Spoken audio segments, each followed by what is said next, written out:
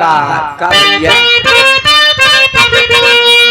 कि जय हो मुरलीधर गोपाल और लीला की हाली है ग्वाल बाल और पाके कृपा दृष्टि सब होते भगत निहाल।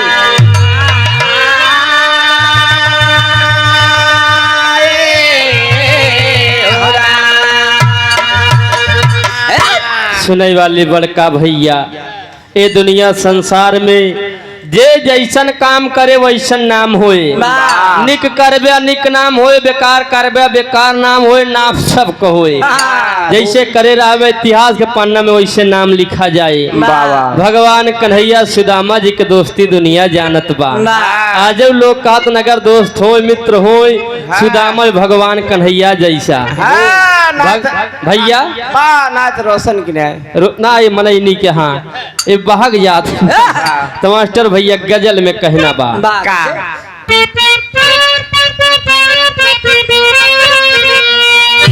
कि एक बात मोरी सजनी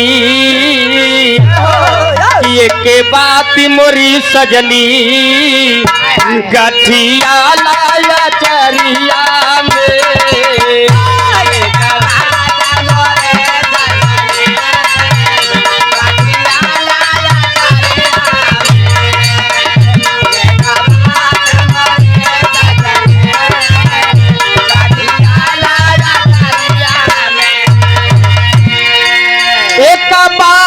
मोरी सजनी गठिया लाया चरिया में बिना मोल के बिकी जईबू बिना पैसा के बिकी जईबू माया के बजरिया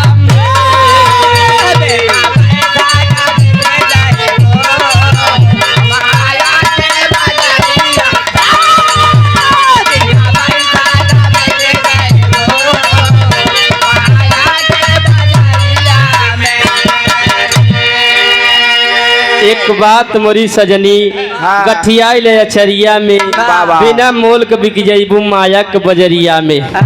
माया के बाजार यहाँ सब कुछ बिकात है। एक दिन सोचा कि यहाँ कुछ ना बिकात है, यहाँ सब बिकात है। सुनने वाले बड़का भैया लेकिन भाव में कवि जी लिखे आप सब गौर करी हैं।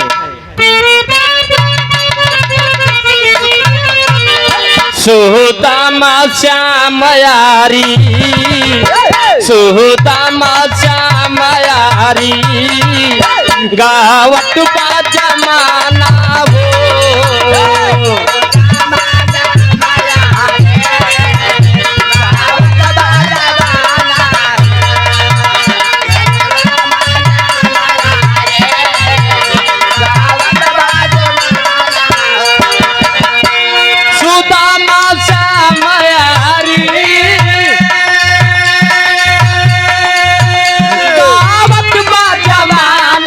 हो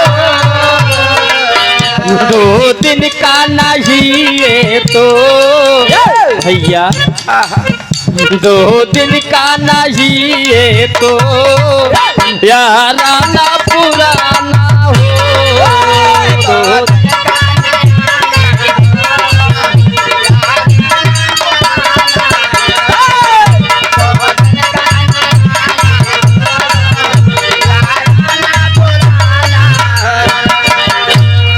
सब गौर करी है बड़का भैया सुदामा श्याम यारी गावत बा जमाना हो कहाँ दो दिन का नहीं है तो याराना पुराना हो। मास्टर साहब टेरिम कहना बा भगत के बस में श्यामू बस गए भैया भगत के बस में श्यामू बस गए रामा रामा रामा रामा यार मोरे रामा भगत के बस में श्याम बसी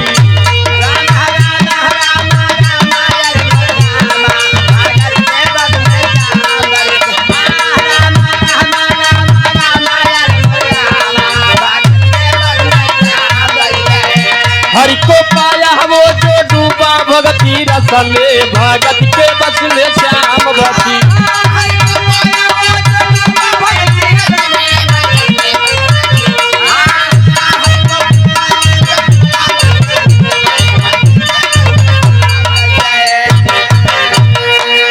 को पाया वो जो डूबा भक्ति रस में, जे जेकर पूजा केहन उनकर आज दुनिया में नाम होत बा। एक पूजा आप सब जानते हो ये करे रहन बैजू, बैजू अहिर वही भोले बाबा शिवलिंगिया देखे न गए ससुरिया पारा ज्योति उठान वह करिया मोटका लाठी जो कड़ू तेल लगाए के आगे पकाए रहा मारे दू लाठी संध्या सवेरे उनका दू लाठी दे लागिन। एक दिन भोजन करे बैठे कहन ओहो आज तो भुलाई है कहा मलकिन आवत ही रुकाज करे रे दई दे वह मोटकई लाठी निकाल के कहन मारे फिर एक लाठी तबले भोले बाबा प्रगट हो जाए। हरी बैजू भगत देखें भोले बाबा करे महाराज गलती हो गया, प्रभु महाराज गलती हो गया, कहा भगवान हमें सुना जानते रहे हमसे गलती हो गया, हम अज्ञान नहीं। भोले बाबा कहे जवन ले खो ले लिया हमार पिंड छोड़ दिया, लेकिन बैजू भगत गलती माना ता और कुछ सुनता ही ना आया कहें सारी गलती हमार बा बैजू सारी गलती हमार बा जवान तो सी इतना दिन हम मरवाए कहें जब पहले दिन मारा तब हमका दर्शन दई देख रहा कहा जवन मांगे कोई मांग लिया कहा अपने नाम से जोड़ दिया। आज बैजनाथ धाम बन गया लोग दर्शन करे जाते यो एक भक्ति या भक्ति करा चाहिए जैसे करा हे जने देखी लेटे लेटे भक्ति करा था जरूरी है। हाँ मास्टर साहब मोबाइल में लेटना रहे तब याद करा था यो भक्ति या सुने वाले बड़का भैया कहानी के शुरुआत यहीं से बात आप सब गौर करी हैं।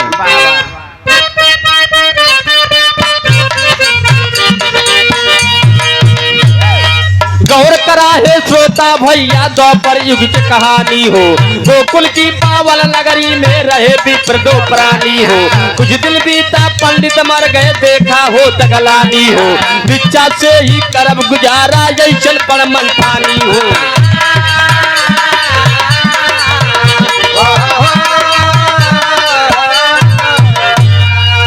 सुनई वाले बड़का भैया आप सब गौर करी है कहानी बा गोकुल नगरी के जहाँ भगवान कन्हैया के सेवा भा जन्म भा मथुरा में सेवा भा गोकुल नगरी में वही गोकुल नगरी में पंडित और पंडिताइन दुई प्राणी एक औलाद नाई बाटे लड़कियां नाई बाटे रोज भक्ति भाव भजन कराए कहे मालिक एक औलाद दे दिया हमरो परिवार आगे बढ़े हमरे बुढ़ाई के सहारा बने, लेकिन जब उन्हें किस्मत में लिखा बड़का भैया हो वो का केहू टार न पाए चाहे जितना दान चाहे जितना भक्ति कई जावा।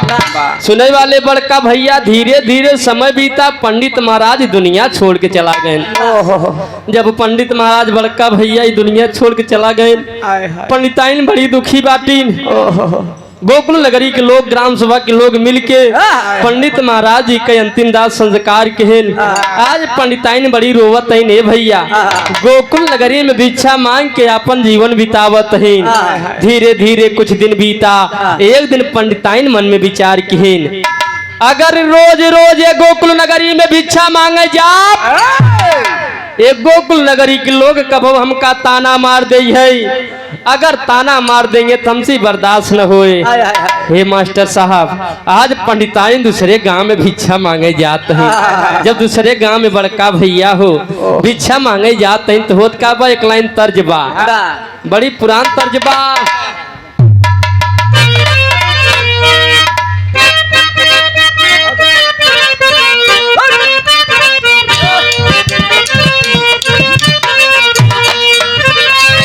आदमपुर में लागल बा एक जाए दिन सुगना बोलेला बासा वारिया लहो सिया राम सिया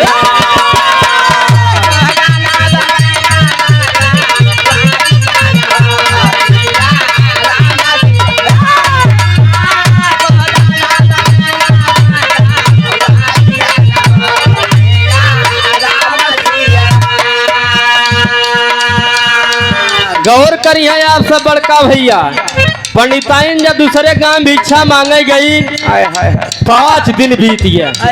कई दिन? 5 दिन बीत गया। पंडिताइन दूसरे गांव में भिक्षा नहीं पावत हईन। आज बड़ा उदास हो गई, लेकिन होत का बा भैया।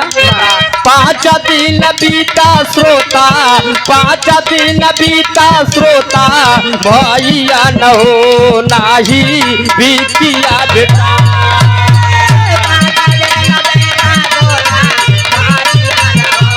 या भैया या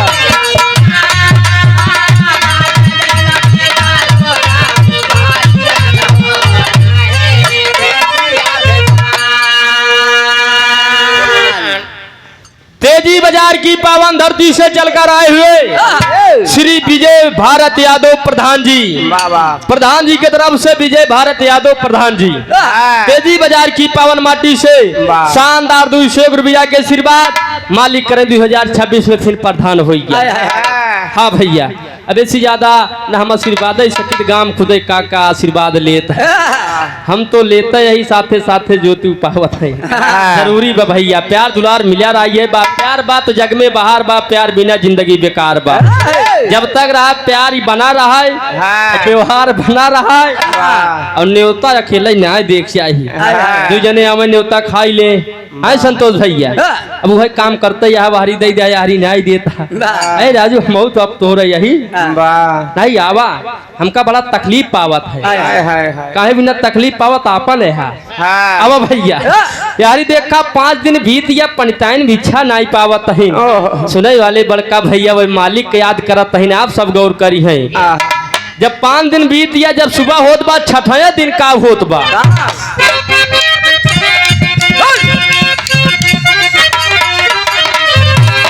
छठा ये दिन 3 मुट्ठी जानवा के पाई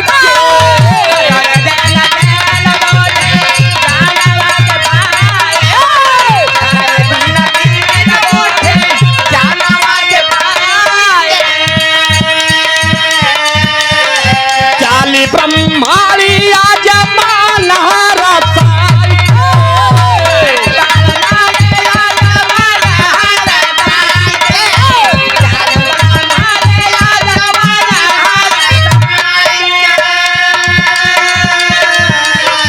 प्रभु के खियाई बपूजी, प्रभु के खियाई बपूजी, पाइया न हो नाही बीतिया बेटा।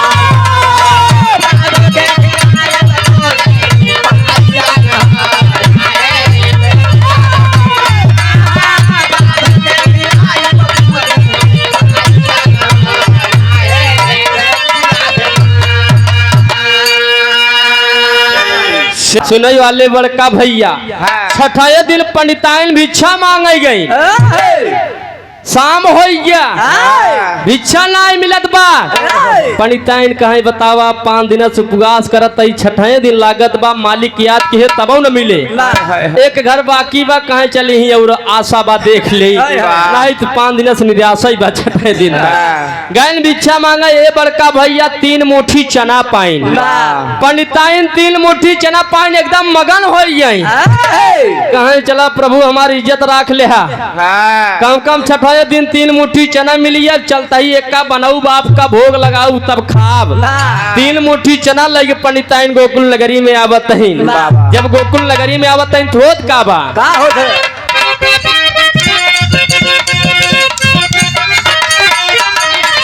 कोटिया के पाहू जाता देर हो गई।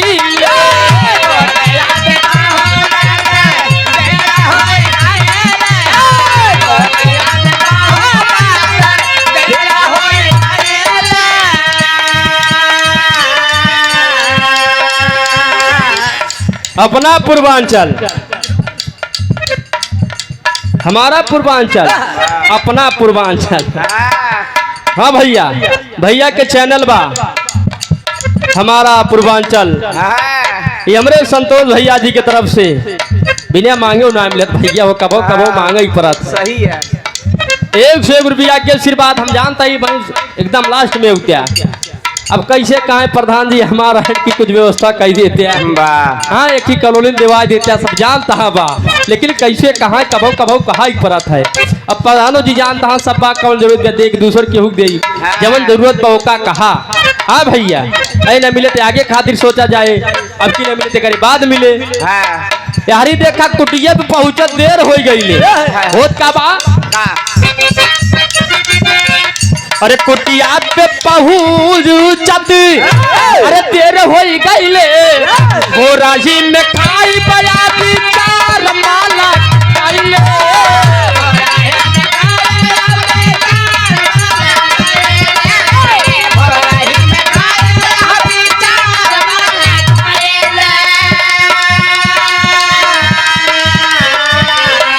साबु से भी पीर बा, साबु से भी पीर बासा माइया न हो नाही बिकिया बे।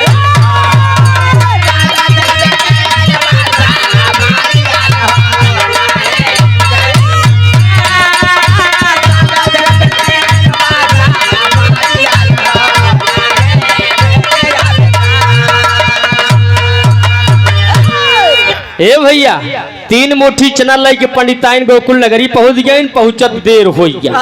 कहाँ जाए तो जैसे 5 दिन उपवास के रात भर के बात है और बा सवेरे बनाऊ मालिक के भोग लगाऊ तब एका खाब। रात में पंडिताइन आराम करे आगे तब घटना घटत बा। घटना का घटत बा आप सब गौर करी है। एक लाइन तर्ज बा, एके मल्लाह लोग गावत हैं और गावत हैं कैसे काका।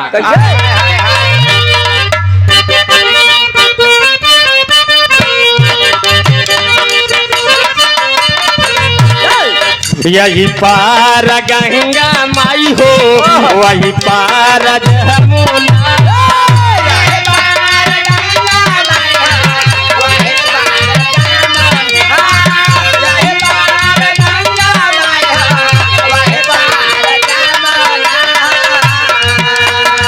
यही पार गंगा माई हो वही पार जमुना। बिचवई में के बाटा मोरा राजा वो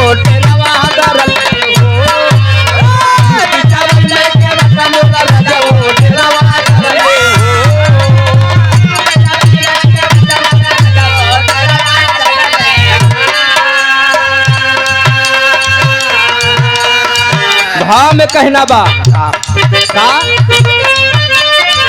रतिया में चोरावा आके जनवा चोरावई हो।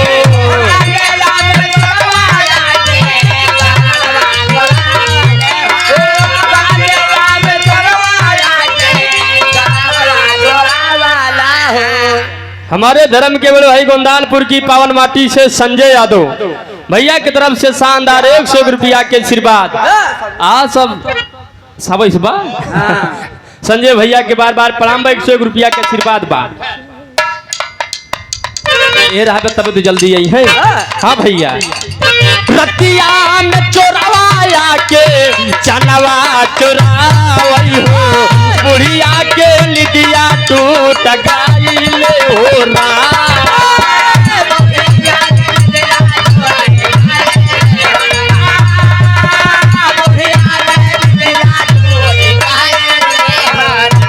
ले ये भी का कहे समाचे रहा का तई रतिया में चोरवा जाके चनवा चोरावे, बुढ़िया के निदिया टूट गईले राम का ता बुढ़िया का खिया फूट गईले। सुना का कहा तही भैया हो सुनई वाले बड़का भैया रात में चोर यान पंडिताइन के घरे अनियारे में हेरा तहाँ जवन कुछ मिले लाई खसका यहाँ से हेरत हेरत कुछ न पान हुए जवन पंडिताइन 3 मुट्ठी चना पान गठिया के रखे रहे। जा सवेरे एक प्रभु भोग लगाऊ बनाऊ वही चनवा जब चोरे खाते में लाग रचे चनवा कुरकुरान जाने बस सोना या सरफी कुछ लाग वही 3 मुट्ठी चना लेके चला जाए ले जाए के कुटिया में रख देना आश्रम में। ए भैया यारी पंडिताइन जब जागिन देखत यहाँ चना है ना आई गया कहा बतावा 5 दिन तक कुछ ना पाए। छठे दिन 3 मुट्ठी चना पाए,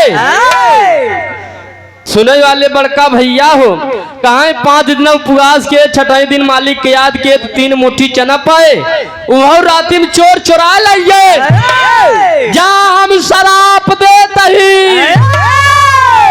कमल वाली भैया शराब देता। अरे दूसर शराब पिए वाली ना आए, कहा जा शराब देता ही जेब चना के खाए या चबाए, वो दरिद्र हो जाए, वो का कुछ न आटे बाटे। यारी पंडिताइन शराब दे दिन जब चोर चोरवाए रहे ने, वो चनवा ले जाए के खी आश्रम में रख दे, वो आश्रम रहन के कई मास्टर साहब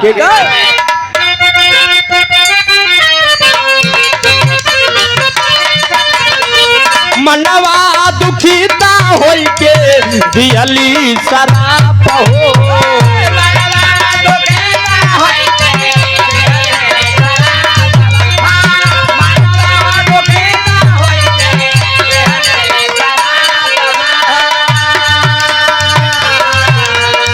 चनवाज खाई उदारिद्र होई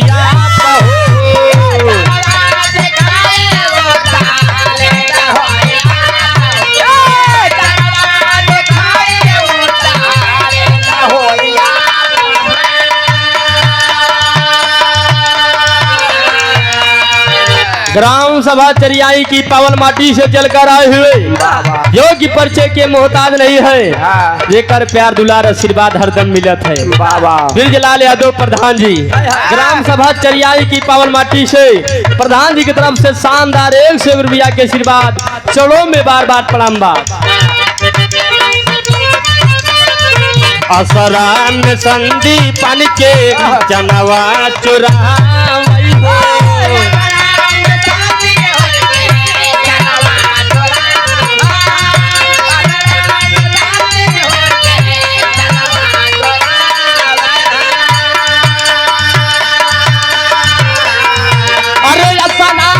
संदीपन के जनवा चुरावई हो, कर तकदीरिया रूट गईले हो।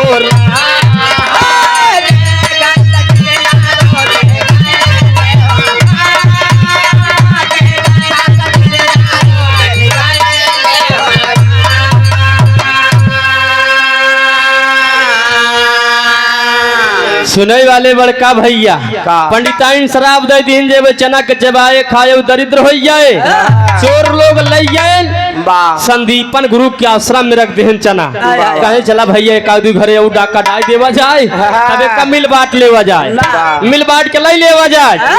और यारी देखा धीरे धीरे सवेर हो गया, चोर लोग कहने रे बाप रे बाप, इतो संदीपन गुरु के आश्रम में अगर जान पाए शराब दे दी है 42 डिग्री। हाँ वही तो परेशान है यार 12 था मिल नहीं पावा था, 42 में परेशान है।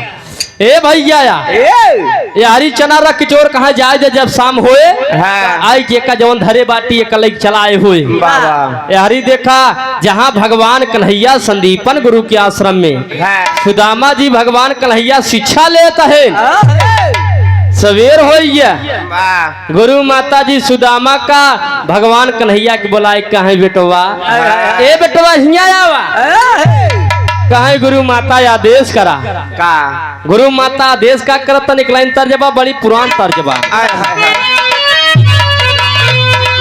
आजकल तो मोबाइल चल गया, पहले के जमाने में अगर आंख फड़क ले आ गए, सवेरे सवेरे मुलेरी कौआ बोलिया जान ले केहू न केहू आवे वाला बा।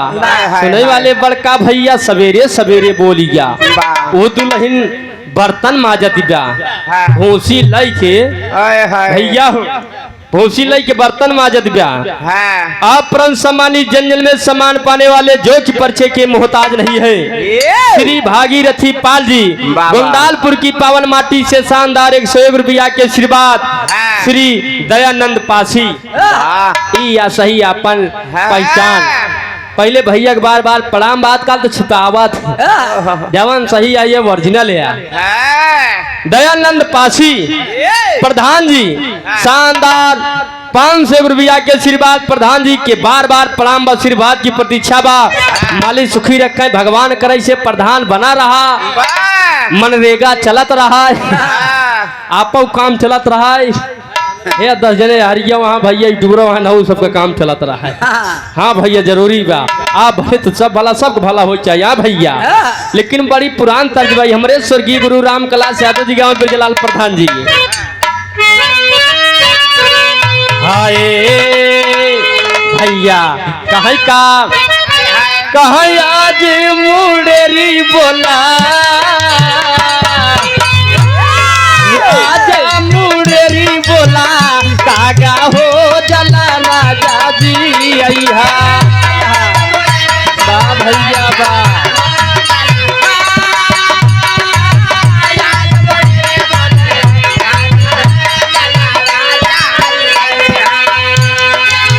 अरे आजा मुड़ेरी बोला अरे कागा हो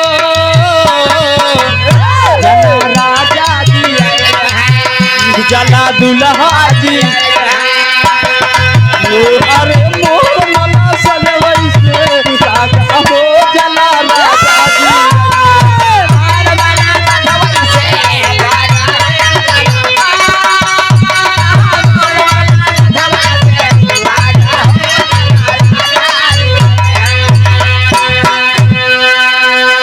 इतर जिया बड़का भैया लेकिन भाव में कहना बा गुरु माता सुदामा जी का भगवान कन्हैया के बोलाई के संदीपन गुरु के आश्रम में शिक्षा लेते हैं। गौर करी है आप सब बड़का भैया कहीं का अरे गुरु माता अरे गुरु माता कहे लिबो लाई हो जायल करी लैया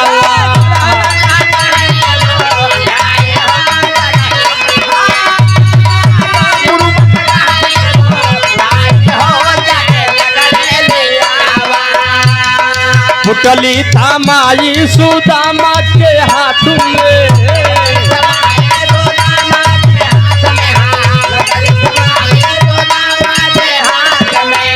अरे दूल्हा जना खा लिया बैठ एक साथ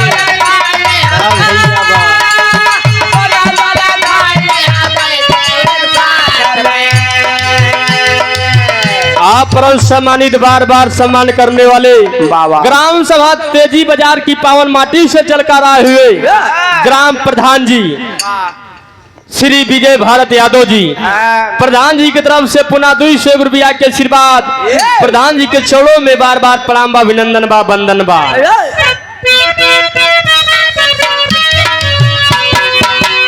अरे देवतन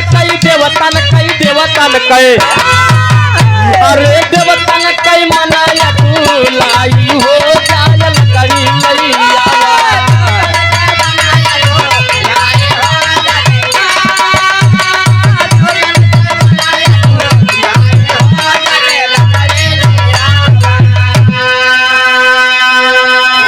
सुने वाले बड़का भैया का सुदामा जी कहे मातारी जात ही हम सुदामा कन्हैया सुदामा जी कहे हम कन्हैया जात ही लकड़ी तोड़े गुरु माता कुछ खरमिटाव करे के दे तू वह जमन चोरवे लैया चनमा चुरा के रखे रहे जाके वह दई दी हिंधारा रहा कहे ला तू कन्हैया अकेले जिन चबाया कन्हैया उदय दे सुदामा जी कहे गुरु माता दई दे दोनों जने मिल बांट के खाए ले बेमानी थोड़ी कराई बा सुने वाले बड़का भैया हो यारी देखा 3 मुट्ठी चना पान लई सुदामा जी आवत हैं वही रास्ते में धीरे से खोल के कहा देखी गुरु माता देहे धीरे से खोल के और एक खबर एक चना निकाल के मुँह में डाल लेहन मुँह में जब डाल लेहन चबात कुरकुरात बा कुरकुरे ना जो थी चनवा कुरकुरात बा सुदामा कहा तो हमरे न भरे तो बा ए भैया कहा तो हमरे न भरे तो बा सुदामा जी अकेले चबाता भगवान कन्हैया देख लेहन कहे लावा चली थोड़ खमहू ले ले जैसे चलन चना ले माँ शारदा भगवान कन्हैया के जीप पे विराजमान एक कन्हैया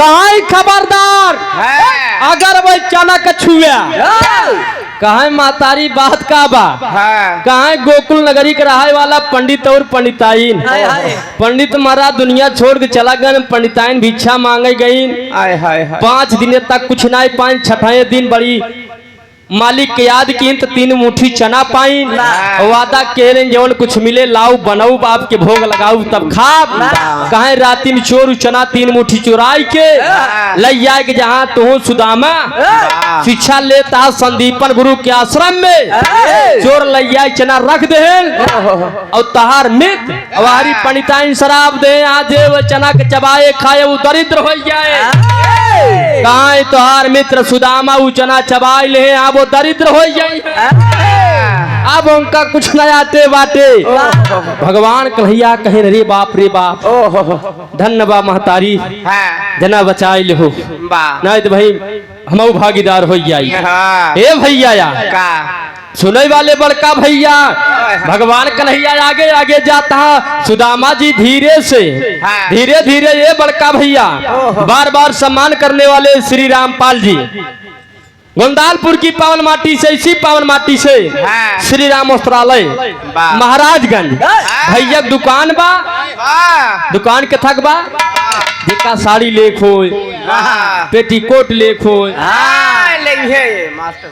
हाँ भैया गमछा ले खोए पेंसिल के कपड़ा ले खोए जवन न रहे पड़ोसी खिया देवे उनका जिम्मेदारी है श्री राम भैया जिम्मेदारी है भगवान करें आपकी दुकान चलत रहा है बस 8 बजे तक चलाया हाँ भैया जग में तुलसी 2 बड़े एक पैसा एक राम राम राम से मुक्ति मिले पैसा से सब काम लेकिन थोड़ा आराम चाहिए मुकेश सम्मानिक रुपया कमी बा लेकिन देखा था बिना दवाई खाए चल नहीं पावत आगे पीछे बड़का भैया होता सी डॉक्टर लाग हुई है वो जान ला तब सोच पाओ तो आप एकदम भले ही हम आप सुने वाले बड़का भैया आगे आगे भगवान कन्हैया और पीछे पीछे सुदामा जी एक चना चबाए जाता यारी देखा जब जंगल में पहुंच गया लकड़ी तोड़े भगवान कन्हैया कहे सुदामा ए बाल सखा मित्र सुदामा कहा पेड़े पेड़ के लकड़ी हम तोड़ा तही 2 गठरा जब हो जाए ए भैया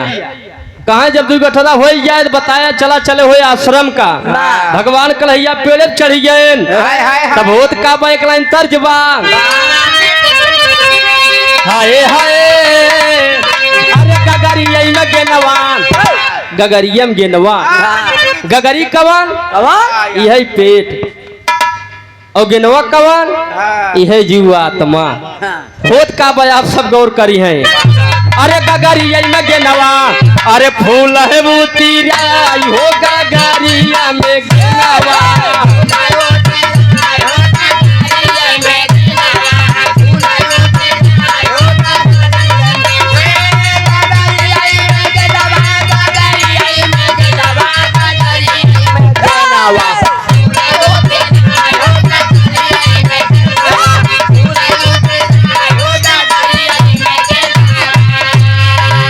अरे गजब की हूँ बहिली कहे चीनू न बता हो गजब की हूँ बहिली पेड़वा में घोड़वा बधैले हो वो दूठी नान जोगिया घोसुरियावा बरधा सरिहई मझारी बार भैया लेकिन आप सब बड़का भैया भाप ध्यान दे हैं भगवान कन्हैया जब पेड़ तोड़े चल दें तब होत का बा मास्टर साहब अरे पेड़े से कन्हैया अरे पेड़े से संवरिया लाकारी ही आई गिरा ये पेड़े से कन्हैया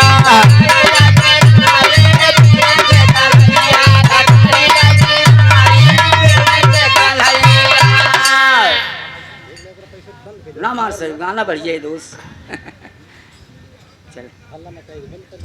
जय साहब की धर्म पत्नी नीलम यादव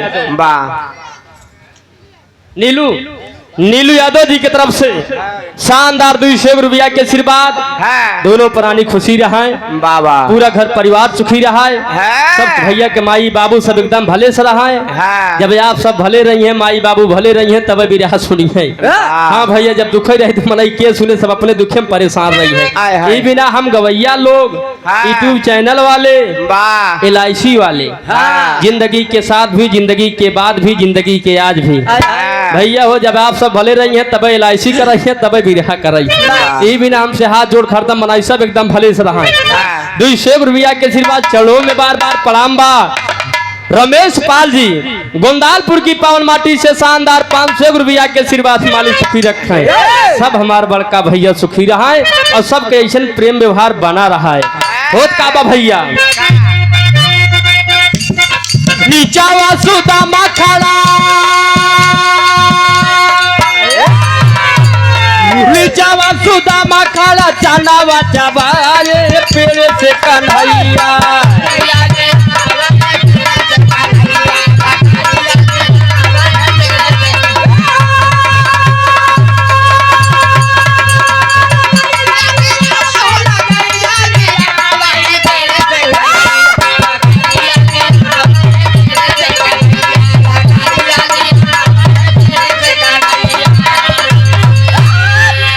इनका 50 रुपया दे दे भैया, बड़ी मेहनत कर क्या बता। इनका ऊपर का कमाही है, जहाँ ऊपर का एक का जोन बा बढ़िया चीज खाया पिया। हाँ मन का एक गिलास सनारे के नाम मौसमी के ले लिया, एक ही जिन पिया। हाँ दे भैया हो हाँ ना के उधर बंधन कैले है फायदा नहीं करी भाई। हाँ हे बड़का भैया या नीचवा सुदामा खड़ा चनवा चबाए पेड़े से कन्हैया लकड़िया गिराए। अकेले ही सुदामा जी चना चबाता भगवान कन्हैया कहने अपने मित्र बाल सखा से पूछ ले, अपने बाल सखा मित्र से पूछ ले हो सकत हमका बताइन दे। भगवान कन्हैया बोल पड़े सुदामा से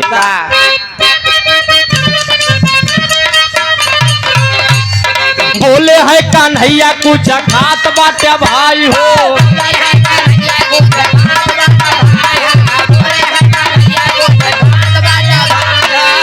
अरे काट सुदामा मोरा दाद कटकटाई हो।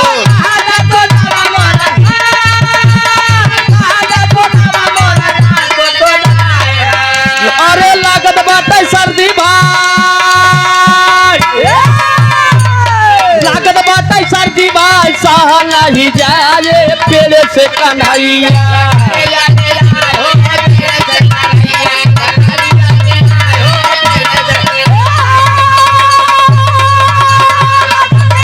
रोशन भैया बा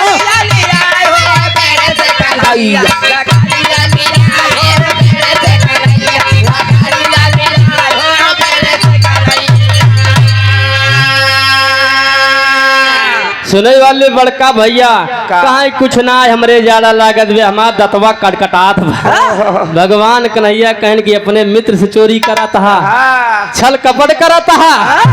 कहे जवन के आ सुदामा बे जनबे तब भोगबे।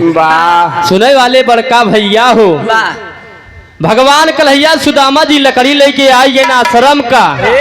धीरे धीरे दोनों जनक शिक्षा पूर्ण हो गया। संदीपन गुरु कहा अपने अपने नगर के जा, अपने अपने घरे जा दोनों जले। सुने वाले बड़का भैया भगवान कन्हैया चला आए द्वारिका का और सुदामा जी अपने नगर विदर्भ को चला गए।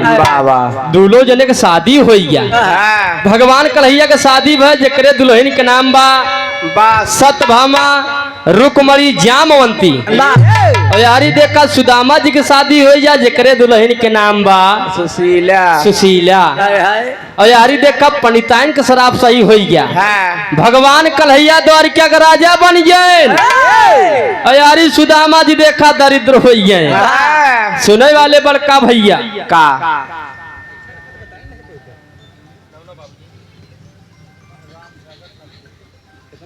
सेवा में श्रीमान राम सागर फत्तूपुर की पावन माटी से 51 रुपया बाबूजी के चरणों में बार बार प्रणाम बा। स्वर्गीय राम श्रीमण राम राजपाल गोंदालपुर की पावन माटी से बड़का भैया की तरफ से 500 रुपया के आशीर्वाद।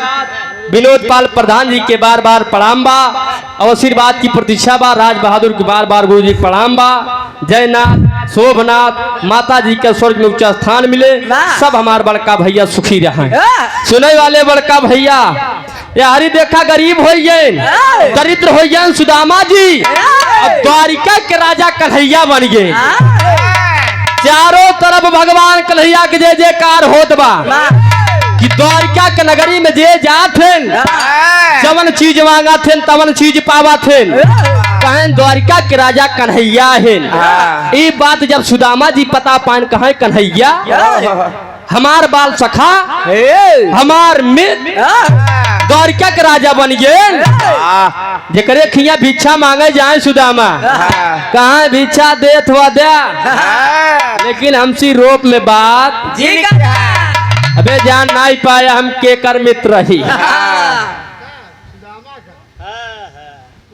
आप सम्मानित श्री सरोज यादव जी बाबूजी की तरफ से शानदार 100 रुपया के आशीर्वाद कहा अगर जान ले दे हमारे मित्र के आज गिर पर गया कुर्सी खटिया पर से गिर पर गया कहन का वो भीख मांगे आया है तो बोली से गोली में आ रहा था कहन भैया अच्छा बताए दे तुम्हारे मित्र के हैं कहन जवन द्वारिका का राजा है हमारे मित्र हैं कहने लगा दिमाग थोड़ा मोट बा हाँ थोड़ा क्रेक बा ये पागल हाँ थोड़ के चाउर और दे देने कहे जा यहाँ से जा हटा दुआरे से जा हटा ए भैया जहाँ जाए वही रोब रहा सुदामा का यह बतिया जाए कि अपने दुल्हन सुशीला से कहा लागे कहे दुल्हन जवन द्वारिका का राजा हमारे मित्र है एक दिन सुनिन दो दिन सुनिन जब सुना सुना तो भैया एक दिन सुशीला बिगड़ गई ए दुल्हा अगर तोहर मित्र है बाल सखा है द्वारिका नगरी के जा बतावा एक टाइम भोजन मिल गया दूसरी टाइम खातिर फिर सोचे पड़ा थे भिक्षा मांगे के पड़ा थे अगर तोहर सही सही मित्र हुई है जा अपन गरीबी का हाल बतावा तो आवत की कुछ न दे 2-4 बोरिया गेहूं चाउर जरूर दे गई है अरे सुदामा जी जाए के मन नाई कहत बा तो मास्टर भैया एक लाइन तर्ज बा विराम अंतिम तर्ज बा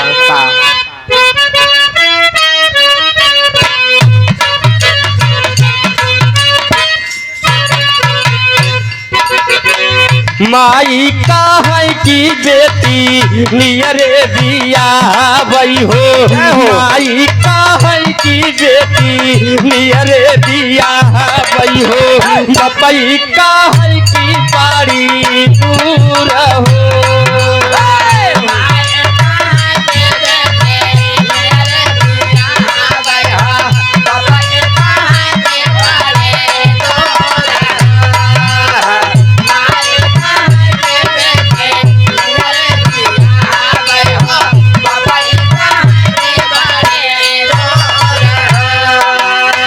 नारी सुशीला अपने पति के मनावई हो नारी सुशीला अपने पति के मनावई हो मित्र तो हरा द्वारिका दीक्षा हो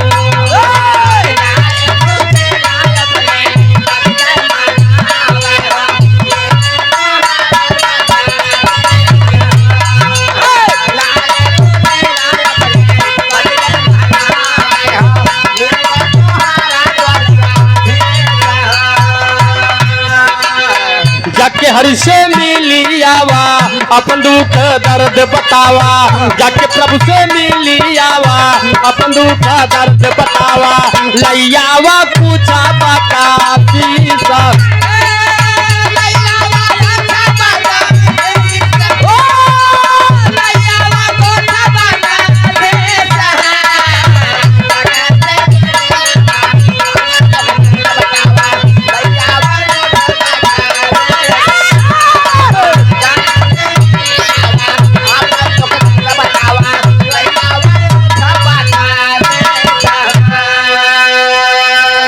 सुनई वाले बड़का भैया गौर करी है सुशीला कहा दुल्हा जब तक द्वारिकापुर न जावे तब तक हमारे तोहर गरीबी दूर ना होए लेकिन सुदामा जी ना जात हैं जबरदस्ती तैयार कई के सुदामा के सुशीला भेजाता है कभो कभो दुल्हनी कहा करे के चाहिए अजय जे दुल्हनी कहा ना के उनका नासव हो गया मंदोदरी बड़ा समझावत थक गई लंका पति रावण के दुल्हा सीतक लौटाई दे नहीं लंका नाश हो गया है अंत समय में नाश हो गया हाँ भैया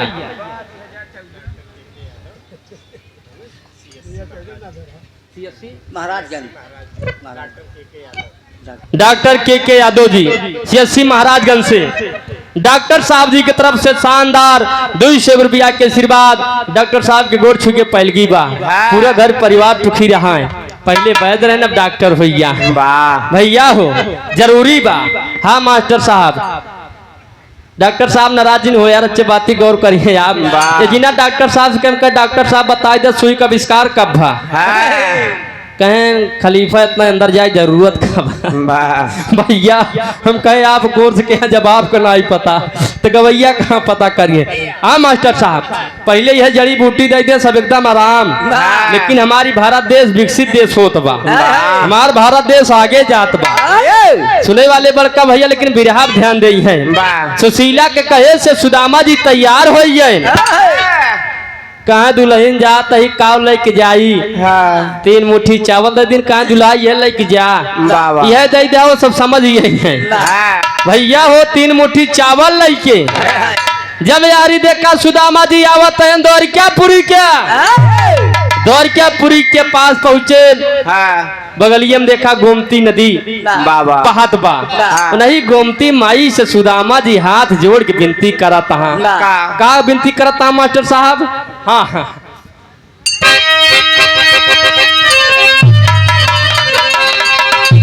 अरे खड़े सुदामा गोमती नदी के तीर धीर मन धैले हो, अरे खड़े सुदामा गोमती नदी के तीर धीर मन धैले हो, अरे आज हरा तू हमारे मन के पीर धीर मन धैले हो।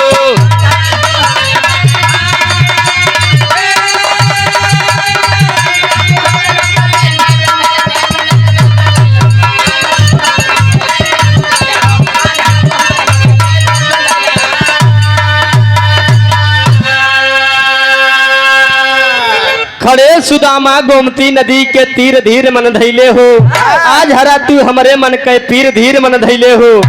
ए मातारी ये दरिद्र वाला शरीर लेके कैसे जाई, हमारे मित्र गरीब हो जाई है। सुने वाले बड़का भैया सोचत है सुदामा जी, तब माई गोमती जी प्रगट भई, जब प्रगट भई तब होत का बाप, अरे प्रगट हुई गोमती माता, अरे अपनी माया फैलाई हो, अरे खत्म हुई सुता मातन से दरिद्रता परछाई हो, अरे मन परसल हुए दुख के धीरे धीरे मन धैले हो, आज हरा तू हमारे मन के धीरे धीरे मन धैले हो।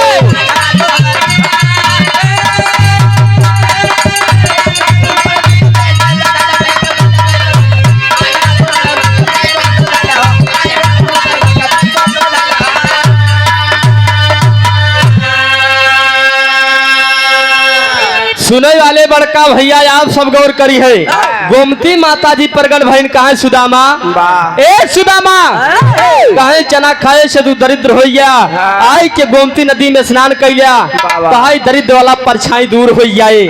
सुदामा जी गोमती नदी में स्नान करके बड़का भैया जब द्वारिका नगरी भिले गुणगान गावा जाता बार मित्र कन्हैया, बड़ा बढ़िया बढ़िया बगीचा लगाए यहाँ जैसे गोकुल नगरी में बा, कहा बड़ा बढ़िया बढ़िया पेड़ बा, एकदम रोल से जाता है भैया। कहा बतावा कन्हैया कहाँ बाटेल, कहाँ बाटेल, ये देखा ता कहाँ लगा ता थोड़ के सटक गा, मतलब पगला यहाँ जाए तो कहाँ जाए तो कुछ बिच्छा उच्छा दे देंगे, वहीं से लौट के चला रही है। सुदामा जी एकदम मगन है कि अपने मित्र से तो मिल ले भैया हो तो आलम कहना बा मास्टर साहब।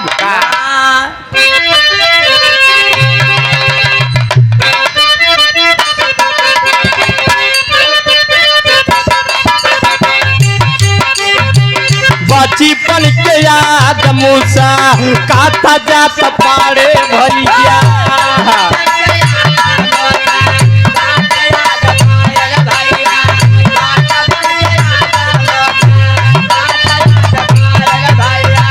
काबले आवाज दई के रोकन पहरेदार,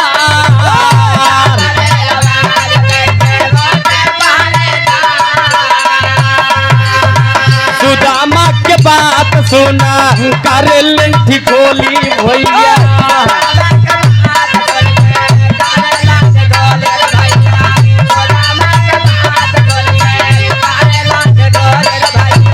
बतिया कहता नहीं करे लन विचार।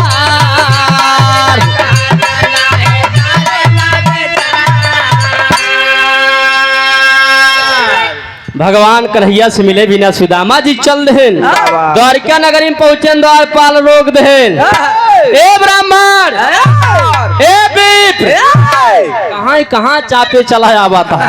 अरे रुकबे को लियाते चला जाबे। वाह सुदामा जी डंडा कुबरी लहर रहे कहन हमका रोका था।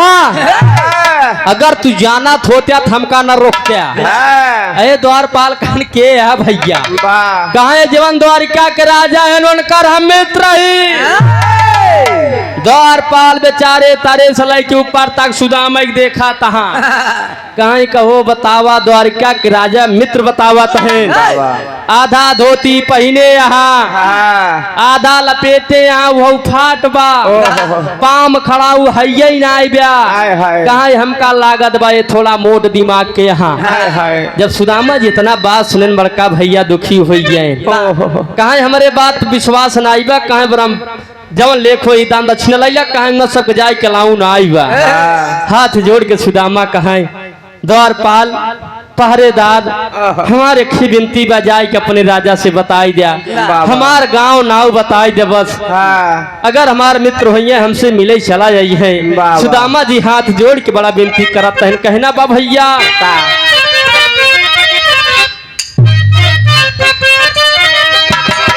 बस 3 मिनट और रही बस एकदम अंतिम आइए का जब चला तब हम जान ले हम अंतिम लाग गए।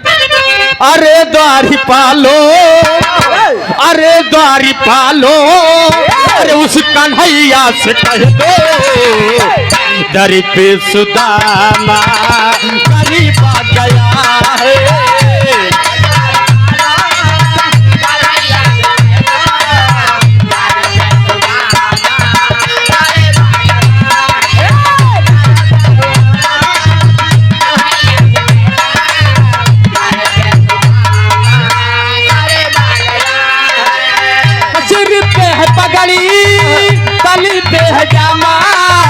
बता दो कन्हैया से नाम है सुदामा।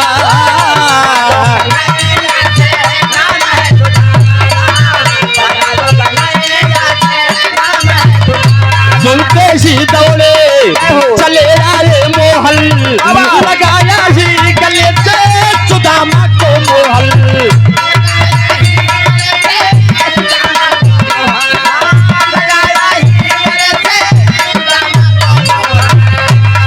अरे एक बारी मोहल से जा करके कह दो तारी पे सुदामा गरीबा।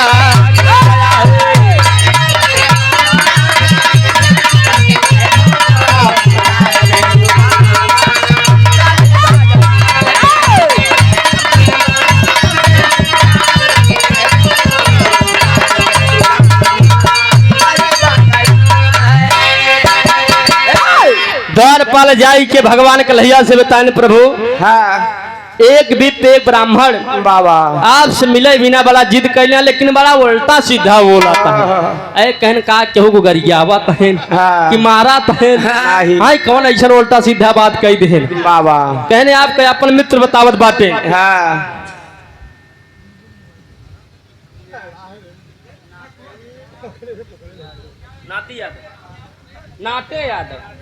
नाटे यादव बाबूजी की तरफ से 151 रुपया के आशीर्वाद मालिक सुखी रखे बाबा। ए भैया का बताए विदर्भ नगर का रहाई वाला कहा विदर्भ नगर ये तो हमारे सुदामा मित्र के गांव से के मिले आई ब्या कहे ना मौका पर जल्दी बतावा कहा उनका नाम बा सुदामा जैसे उठा के फेंक दे कहा उनका नाम बा सुदामा कहा हमारे मित्र सुदामा हमसे मिले बिना आया भगवान कन्हैया नंगे पाँव मिले चल रहे अपने मित्र सुदामा से जाए के सुदामा के छाती से लगाए के रोवा तहा कहा मित्र सुदामा बड़ी देर कही दे है द्वारिका पूरी आवई माँ मिल रहे सुदामा जी कहा बड़ा अभिलाषा रहन तो उससे मिले क्या अब मिल रहे हमका आज्ञा जब हम जाते अपने घरे जब से आई बाटी ये नगरी में चिल्लाए कहा तई हमार मित्र है लेकिन इस संसार माने वाला नहीं ब्या ये दुनिया माने वाला ना कहाँ जाता ही अपने घरे भगवान कन्हैया बिगड़ गए वाह कहाँ तुहार बचपन वाली आदत गई हाँ तब वैसे रहा अबे वैसे रहा वाह वाह भगवान कन्हैया लियाई के सुदामा जी के लई गए हाँ। सिंहासन पे बैठाई के पितरी की टाठी मंगाई को उनका शरण धोवा वाह वाह वो धोवत के था सहा हाँ अपने आंसू से वही समय हाथ जोड़ के रोका तहा के हाँ। सुदामा कि हमार चरण दिन धोवा हाँ। तब भगवान कन्हैया का कहने बड़का भैया आप सब गौर करिए अंतिम में कहना बा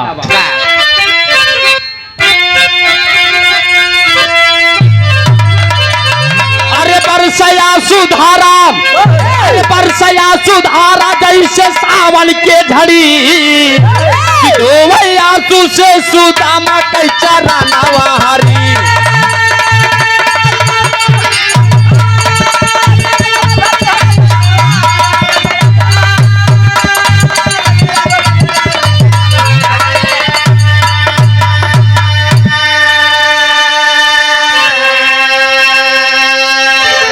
बरसे आंसू धारा जैसे सावन के झड़ी धोवे आंसू से सुदामा कई चरणवा हरी भगवान कन्हैया चरण धोवत है अपने आंसू से कहा है सुदामा हाँ याद करा वो त्रेता युग में वो त्रेता युग में याद करा जब हमका 14 वर्ष के वनवास भा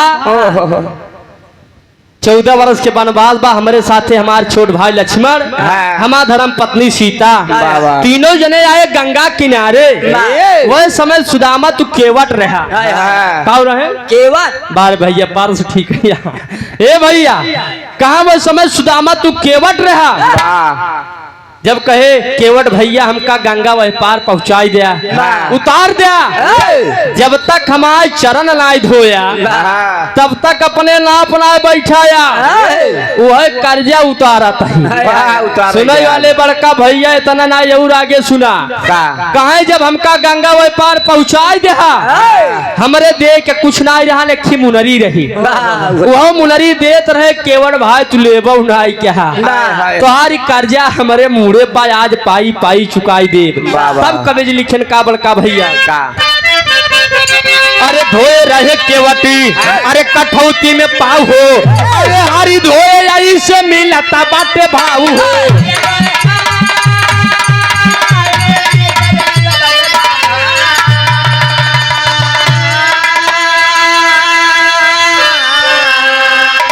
अरे दुई मुट्ठी चावल खा के अरे दुई मुट्ठी चावल खा के अरे दिहले राता न जड़ी कि धोवे आंसू से सुदामा कई चरनावा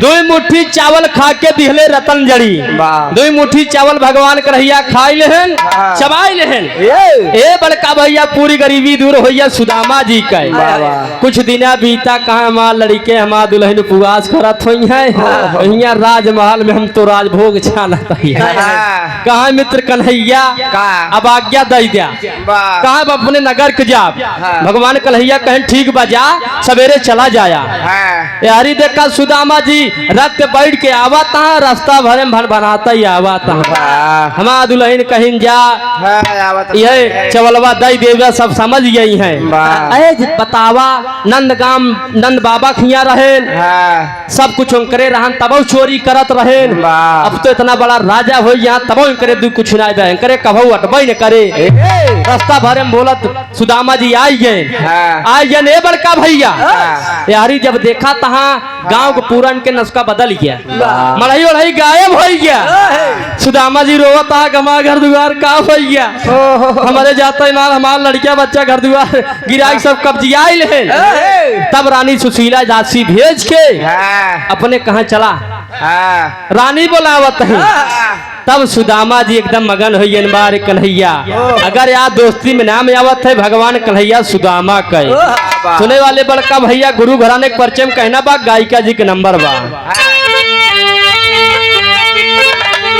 राम हित गुरु सीताराम गैले स्वर्ग सिधारी कवि भारत दान बहादुर वाह। भैया हम पेवा बलिहारी भैया भगत के बस में श्यामू बस गए।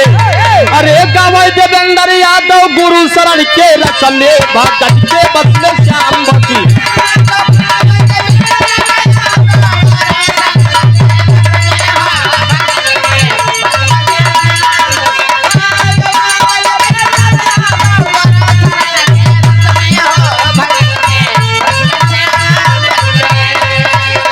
लाल लाल ओठावा से चुवे लाल लैया हो किरासा चुवेला हो किरासा चुवेला जैसे रामावा के मोटा से रासा चुवेला हो किरासा चुवेला।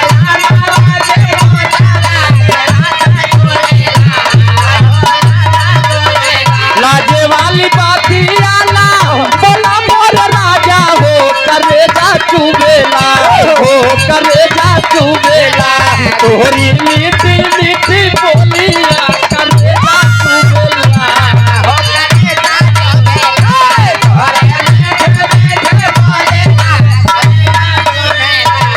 हो करेजा चुबेला। मैं कोहरी लैया भैया